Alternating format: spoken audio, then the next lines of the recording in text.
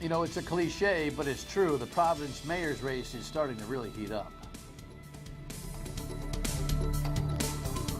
And the evidence was today at Laurel Mead, where a daytime session that was intended to be informational, I guess, got a little to and fro between Jorge Elorza and former two-time mayor and two-time felon Buddy Cianci, and Dan Harrop was in the mix too. And then I've got some news on that third candidate in that Providence mayor's race. Dan York here. Thank you very much for joining my state of mind. Jorge Elorza is my guest tonight. And so because we've got so much to cover, let us dip into the rundown and have an abbreviated thought or two on that which is going on in the world. Yeah, this is the new message on troops, boots on the ground. The NFL has lost its mind and its way, no doubt about it. Certainly the Vikings have. And this I can't believe. How does that even happen? Let's dig in real quick. Headline today on the ongoing conversation as Congress tries to get its head around this whole ISIS strategy. The president says the fight against ISIS will be more effective without U.S. boots on the ground. Guess what? That's tentative right now. Here's the latest from CBS. Military commanders presented their plan to carry out airstrikes on ISIS targets in Syria to President Obama at CENTCOM headquarters Wednesday. We're going to degrade and ultimately destroy ISIL through a comprehensive and sustained counterterrorism strategy. We'll use our air power. We will train and equip our partners. We will advise them and we will assist them. Despite the president's insistence there will be no U.S. boots on the ground, his top military officer conceded to Congress it is a possibility in Iraq if the current strategy to defeat ISIS fails. There are only bad choices left in Syria and Iraq. Some in Congress are reluctant to support the plan, concerned the rebels will flip sides. Yeah, there's a lot of concern in Congress about a lot of things, including a message that keeps moving about boots on the ground. Now, I never thought the president should tell us or tell the world that there won't be any boots on the ground when it comes to combating. Lost my mind there for a second. Ad-lib television. Combating ISIS or ISIL. But now the White House is saying, by the way, there's no plan for that, but case by case, the generals can come and tell us they need boots on the ground. Can you follow this? I can't. It bothers me so much, I had that brain spasm. Sorry about that. Let's move on. Second issue here. It ain't principle, man. It's not principle. Holy cow. The latest here when it comes to the NFL, Adrian Peterson is now no longer a Viking, at least for the time being. You know, he's involved in this situation where he was disciplining his little boy, one of many that he has, by the way, for a few different mommies too, but that's a whole nother conversation. Here's the contrite Vikings ownership. We support Adrian in the terms of, on the personal level, that he has to get his personal life in order and get things right. But we as an organization, as a franchise, that was our intent here, is to make sure this is right. And as was said before, and I want to reiterate, we take very seriously these type of things, especially when we're talking about children. Nothing changed in this case, really, other than sponsors were dropping out all over the place. So this notion of principled behavior, or all of that, they want a due process to be followed. It is so hard between what's happened with the Ray Rice situation and now Adrian Peterson's situation. It's so hard to follow any guiding principle of the NFL as to who can play and who can't due to their off-field behavior. If the sponsors weren't pulling away, Mr. Owner, everything would have been status quo for this Sunday. You know it, I know it, so why be such a phony about it? And finally, quickly, I saw this headline today. I cannot believe this story. Did you see this? A Cumberland man charged with drunken driving 4 times in 2 days. He first began his mid-morning travels mid-Sunday, or I should say his travels mid-morning Sunday in Providence, where his Dodge pickup crashed into a family. Then he returned home, and the next morning he's busted at 7 a.m. When he crashes into a car on Mendon Road. And then at 11 a.m., after he was released, he gets into another one on Tower Hill Road and taken to Landmark in Woonsocket, where he's released to their custody. And at 5 o'clock, he's out again. This guy How does that happen? Now, inasmuch as we have to keep the responsibility on the driver, I think law enforcement has to take a closer look as to how they keep track of these guys. 4 times in 2 days? Oy vey. Keep your eyes on the road and watch out for the other guy. When we come back, Jorge Elorza, a comprehensive conversation on the politics of this mayor's race. Stay with us.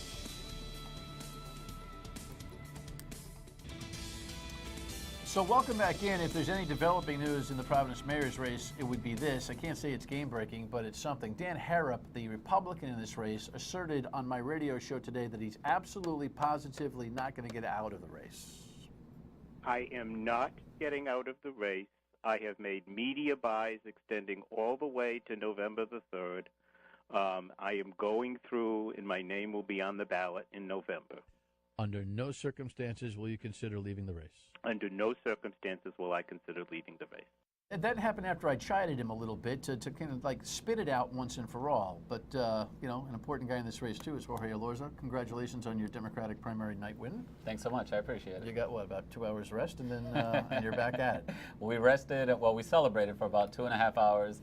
After that, we rested. I was back up at 6:45 the next day, had a long day of events. And, you know, we're not losing our sight and our eyes from the prize. The real victory will come on November 4th. We're going to make sure we bust our tail, bring the party together, bring the community together, and make sure we build a coalition to win. Thought on Harrop staying in the race. There's been a lot of conversation as Lauren Adrian gets out and that Brett Smiley merged with you. There's been all sorts of newsy conversation about reaching out and trying to make this a one-on-one with Buddy Cianci. Now that he affirmatively says that can't happen, you say what? So I've gotten to know Dan Harrop throughout the campaign. I have a lot of respect for the man. He's a principled person, and so I have to respect his decision. It is what it is. That doesn't change our strategy in any way. It's still the same thing. Communicate our message about jobs, about schools, and changing the culture at City Hall and getting that message out directly to voters, and that's what we'll continue to do. Had you been reaching out to Harrop to ask him to leave the race? I haven't, no. People on your behalf doing so? I know many people are. You know, you hear about it, and he himself says it. But that's a decision for him to make. It doesn't change my strategy in any way. We're going to continue communicating our message to voters. All right, let's cover a couple of things. Go backwards here for a second. You know, it was a very deft move when you and Brett Smiley got together. Talk to me about that. The polling data obviously showed that individually, both of you would have lost to Michael Solomon, or the chances were good that that would happen, and so you merged the campaign. Yeah. So, you know, he and I, we have very similar visions for the city, and so we agree, though, in the direction that the city should go in. And we also had similar concerns of the direction that the city could go in if either he or I, or if both of us lost the Democratic primary. In a heads-up between Solomon and Cianci, there was a good chance that Cianci would have won that campaign, and there was no way we could allow that to happen. So, you know, it all came together very quickly. We talked about working together. You know, I'm proud to have his support, and now it's not just his support. You know, Michael Solomon from the Democratic primary, I have a lot of respect for the man. He's been nothing but a class act from the moment of the primary, and we're working together to make sure we win the general election as well. All right. Well, you know, I'm not going to try to get you off message, but you know, I wasn't born yesterday. This, you know, I know how politics works, and here was the environment prior to the primary regarding Mr. Solomon. And the people of the city of Providence know that I'm the only candidate that could beat Buddy Cianci. We all have a role to play in making sure that people like Mike Solomon and Buddy Cianci don't have an opportunity to succeed in our city. Can't afford to elect another mayor that is under investigation. We can't afford it as a city. Now listen, you stood shoulder to shoulder with Brett Smiley as he kind of played the hitman on Solomon, suggesting that he was Cianci junior varsity, my words. And so you had to take ownership of that during that primary season, correct? And you were pretty tough on Mike, too, saying he was just about, you know, I'm paraphrasing, that he was as much of a throwback as Cianci was, right? Well, in certain senses, yes and no. I mean, Cianci is in a class of his own. You know, he's a two-time felon, etc. Mike is not that. But what we were concerned about, he was under ethics investigation. And I know that Buddy Cianci would have had a field day with that running up against him. So there was the very real chance that Buddy Cianci would have run the mayorship. Let's not kid ourselves. And we would not allow that. But Jorge, respectfully, I mean, the ethics investigation was a paperwork investigation. It was certainly, it's not like they were stringing him up. Here's the thing, though. I mean, you know, bedfellows are always very interesting depending on the interval. Here was the headline. There you are. Interestingly enough, ironically enough, the Buddy photo that are behind you there. Come on, man! Don't you understand that inasmuch as you're portraying a level of authenticity and honesty and openness in this campaign, that everyday citizens are watching this political blah blah blah, going, you know, I can't buy anything these guys are saying. You know, on Tuesday before a primary, Mike Solomon is almost as bad as Buddy Cianci. As soon as the primary is over, you know what? He's the greatest guy in the world, and what a great city councilor he's been. You know, there's nothing real about that. That's frustrating to people. Don't you get that? Yeah. So the concern was that Buddy Cianci would have really exploited this under investigations piece. Now, that doesn't mean to say that Michael Solomon is a Buddy Cianci. You know, I would not say that. That's absolutely not the case. But Buddy Cianci would have really exploited that investigation. And there was a concern that Buddy Cianci would have won the race. They draw from the same well, et cetera. And we couldn't allow that to happen. We've come so far as a city, and I want to continue that progress. To a different question. Do you look yourself in the mirror sometimes and wonder what this political game is all about when you got to blast a guy for being damn near Cianci, and as soon as he loses and joins up with you and walks around the neighborhood, he's one of the best class acts I've ever met. People want to gag over that inconsistency. Do you understand that? No, I understand that, and I understand the frustration that people have here in the city. And what I've said consistently throughout is that, you know, Mike Solomon has been a class act throughout the campaign. He's been a class act throughout his work in the city, and I look forward to working with him. Well, you practice your answers pretty good. I'm trying, folks. You'll have to decide whether Jorge is actually answering the question. Why don't we pause here and we'll regroup and we'll talk about Buddy Cianci, because you know, I have some unsolicited advice from Mr. Elorza. Yeah, Elorza. You keep talking about Buddy Cianci, you lose. Stay with us.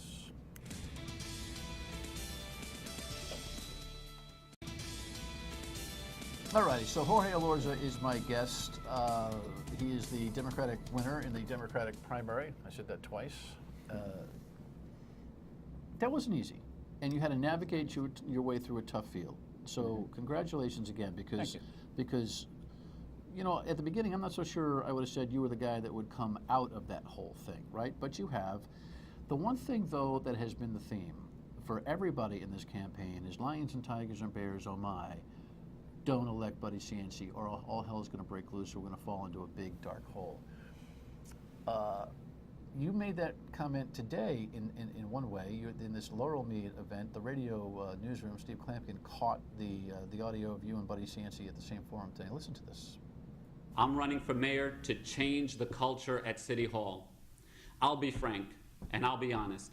I think it's an embarrassment that Mr. Cianci is running for mayor of Providence once again. We can't go back to the dark days of the past. And there's a clear contrast and there's a clear choice in this election.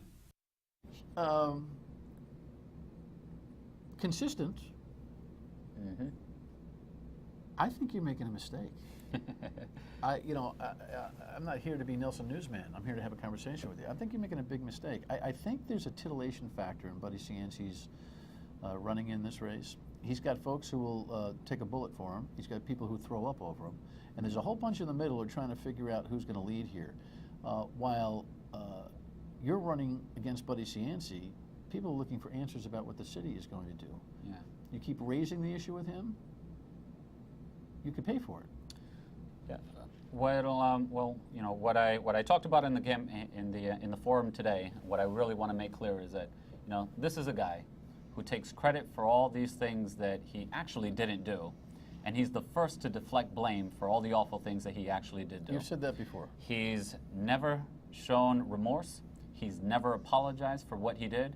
Now, I'm all for giving people second chances. But you have to accept responsibility, move on, and convince us that things are going to be different. He'll poll whether or and not I've he never needs heard to apologize. that things are going to be different. I'm sure he'll poll as to whether he needs to apologize. Yeah. So he apologizes. What's that going to do to move Jorge Elorza's vision and agenda for the city of Providence to a forefront position? Here's my point.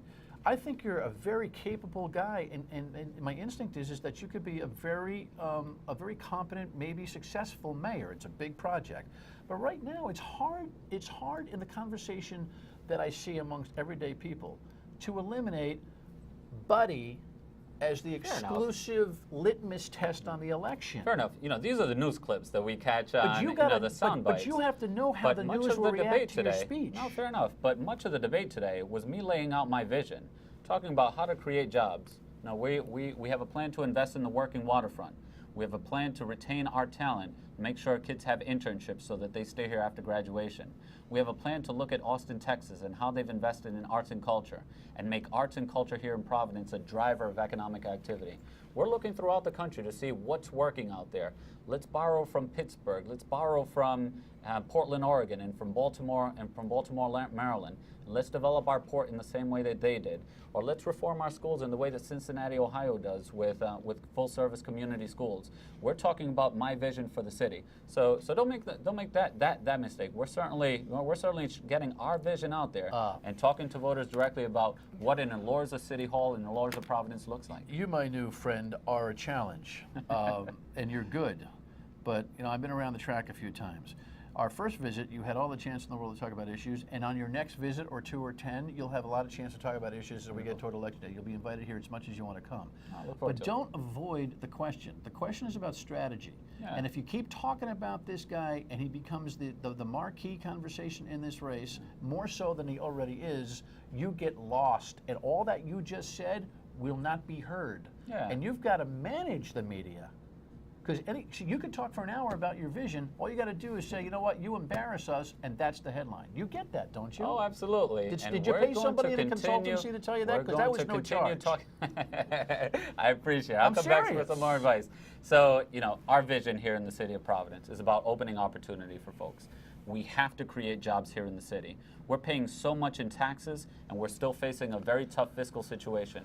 The only way we're going to get out of it is by growing our way out of this and by building up our tax base. Right. Well, I'm an accountant, and I've also been a judge. And I look forward to getting started right on day one to work with the budget, to work to get economic development going, to fix our schools, and to change the culture at City Hall. That's our vision, that's our platform, and we're going to keep talking about One of the things that may be covered, however, is at this thing, I'm going to drag you right back into the same place. Buddy asserts that back in the summertime, you try to buy him lunch and win him over. Listen to this. If you sought me, we had lunch at Capriccio, remember? Yeah, no, I remember the conversation. That was good. Did I ask you to go to lunch, or did you ask me to go to lunch? Yeah, I asked you to go to lunch because I wanted to force you out of this race. I heard the rumors that you were considering running. I wasn't even announced candidate. I thought it'd be a shame for the city for that to happen. I wasn't even an announced candidate. We can avoid that. We can avoid that shame and avoid it before it even got going. All right. You asked him to lunch. What was your purpose? Short answer. It was to get him out of the race. So you bought him lunch, said, buddy, what are you having? Get out of the race? That's the idea. You know, you build up a relationship with folks. I had heard that he was... Try to schmooze him out of the race. Well, I heard that he was considering running for the race, running for mayor, and I wanted to let him know that I was serious, that I was going to stay in the race, and that I would have been a formidable opponent to him. Did you ask him for his support? Was that a way of getting him out of the race, asking him to commit to you? Is that what you were trying to do? This is what I told him. I like the way that Angel has reached out to Mayor Cicilline, to John Lombardi, to Joe Paolino, and to Buddy Cianci, and to political leaders throughout the city for support and for advice. I look forward to doing the same thing with every single political leader. Why would you want support from a guy that you think is an embarrassment in the political race? Why would you ask a guy who you think is near Satan in this political dynamic for your support? Why would you do that? I wanted him out of this race, and I told him... You're trying to con him. You're trying to con a con man? Not that I'm calling Buddy a con man, but you know what I mean. Yeah. So and he knew the conversation. I mean, he's no so he's trying to stick a couple of things on you. Steve, can we show this headline that came from rifuture.org? There's a robocall that's going on out there right now in the community. I'm sure Jorge is aware of that. Can we show what it says? It says, Buddy Cianci believes there's a need for separation of church and state, and teaching about God's existence or non-existence has no place in the public schools. Do you agree with press 1 if you agree with Cianci that teaching about God's existence or non-existence does not belong in the schools, or press 2 if you agree with Jorge Elorza that it would be acceptable to teach in schools if that there is no God? I read I haven't read your whole essay in the Law School Review at University of Pittsburgh, I believe, correct? I can't wait to read it because I love theological conversation. Do you believe there's a theistic God? So it's a special definition of it, and it depends. Right now, the way that the theistic God is defined, it's very, very broad. And so what I do in this article, I give it a very special definition. So what I do in this article, I speak to the scientists who are arguing that God doesn't exist, and I say, well, actually, you're wrong. You're wrong because what you speak to, evolution, covers a very thin slice, and everything else remains intact. So I was speaking out against them. But and Buddy uses this, he twists it and turns it around. This is all bunk, and he's up to his old tricks. Well, I believe in God, and he's telling folks that I don't. This is just silly season. When you say you believe in God, give me a short answer. Is it traditional theistic God, by the way, in case you guys are scoring at home, is the God that has created the universe and has an intervening role in our lives? Do you believe that's what God is? I believe that God created the universe. I believe that God has a plan, and I believe that God wants us to live by a moral code. I believe in all of that. And so, to twist my words in this way, Buddy's up to his old tricks.